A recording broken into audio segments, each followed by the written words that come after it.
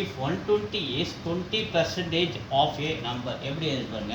120 is equal to 20%, 20 by 100 of means multiply a number x. So 120 is 20% of multiply a number x. So இப்போ எக்ஸோட value முதல்ல கண்டுபிடிக்குமா? எக்ஸை அந்த பக்கம் நிறுத்திக்கலாம். இந்த 20 by 100 இந்த பக்கம் வந்து தலைகீழ மாறுறாரு. 120 இன்ட்டு 100/20. ஸோ 20 டேபிள் அடிக்கிறேன், இது 1 டைம்ஸு, இது 20 டேபிள் அடித்தா 6 டைம்ஸு. 6 × 100 600. எக்ஸோட வேல்யூ என்னது? 600. இதில் 120% நமக்கு கேட்குறாங்க. ஸோ 600ல் 120%னா 120/100.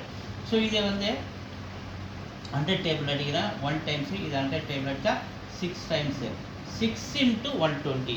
6 × 120 என்ன வரும் பாருங்கள்? 0, 6 2 12 2 மீதி 1, ஒரு 6 7 720 தான் அதனுடைய ஆன்சர்.